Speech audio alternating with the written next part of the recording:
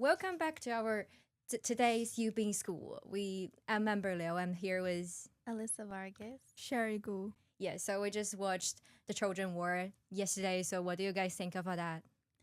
I think it was a really good film. I loved seeing, kind of like first the style of the film, seeing how it focused on Pete Carroll, I should say, Yeah. as well as, other players that made USC football what it is today, which is Reggie Bush.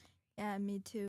The film left me a deep impression, especially the film style. It combined the Hollywood film style, which is very special and unique. Yeah, I agree with Sherry. I love that style is the voice cover and the editing, even the script style captions. Like they were not dry or boring at all. Like even if someone doesn't care about football, they did probably still enjoy it. And plus, I like how they brought in so many different voices, like from players, coaches, and reporters. Like it didn't feel one-sided. Like you kind of get to see how big this team was from every angle, and hearing how people talk about Reggie Bush. Yeah, that is a really great documentary. Yeah, it definitely was. I loved seeing kind of like as a USC fan and many other USC fans will say the same thing that the Pete Carroll era of football was I wouldn't say revolutionary is such a big word to say, Hmm. but I would personally say that. And it's such a huge part of USC football history. And so it was really fun seeing kind of the origin story of Pete and, kind of how he came about, how he created, he promoted togetherness and teamwork, which essentially, created a winning attitude. How he used LA's culture to recruit, and it also was definitely heartwarming to see a player say that Carroll was essentially a father figure to the players, and because of his open door policy and his guidance and all that stuff. And obviously it did lead to some cons, which led, his open door policy. I mean, not his open door policy. Sorry, his just easygoing and very positive attitude. There were some cons to that. Some players definitely started gaining an overly confident, cocky attitude, which led to some problems and controversies, which we talked about with Reggie Bush earlier. And, I think a major thing that I see between then and now, even though it's not necessarily a controversy, is, the blame that they've put on the team back then and the blame that they're putting on nowadays. Back then, they put the blame on the full team. They gave the full team a consequence. Now, even though it's not necessarily controversy, they're not doing too well as a team together. They're kind of seen as a sorry of a team recently. And so I'm seeing that the blame is being placed on defense when it's really to be placed everywhere. Yeah, yeah. Like back then, some players were really confident, but this came from earned confidence. Like they earned that.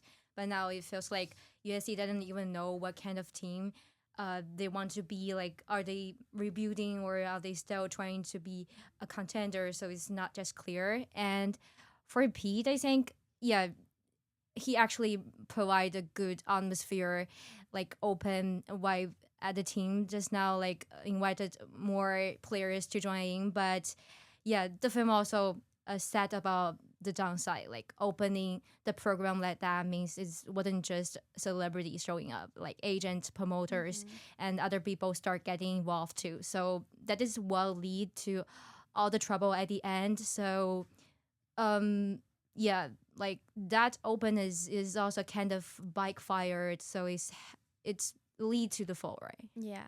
Yeah, in my opinion, I think the P. Carroll is a very outstanding coach. Not only he prioritized the togetherness, but also he invited a well-known name like Snoop Dogg to be involved in the program. This gave the team a Hollywood-like aura. The players were treated as star level individuals, and they embraced this status. Yeah, definitely. They did. I think I want to go back to something that Amber said that Mm-hmm. they kind of like they definitely they don't know who they are as a team, and I feel like they really need a leader for that. And I feel like a good position, or not necessarily a position, a good leader that you typically see in a Yeah. team Uh-huh. is the head which I personally see as the quarterback. So Mhm. I feel like that's a good segue to talk about, kind of like the quarterbacks and the players that's going to be happening in this new season. These last 2 3 seasons, I think it's pretty much just two. We had Miller Moss as our quarterback, and recently he just transferred to the University of, I want to say Louisville. I think I might be wrong on that, but I'll Louisville, yeah. And so midway through the season, we saw Mayava kind of coming in, taking over Moss's spot, and he. There has been some rumors of him transfer. Nothing is confirmed. I'm just saying it's just rumors Mhm. of him transferring, despite only spending a partial season with SC. So I'm kind of wondering, in lieu of this upcoming season, who's going to be our quarterback? How will they become situated and already being the starter quarterback, and how will they adjust to the new team, and whether it's a new transfer, Mayava staying, or a completely new person.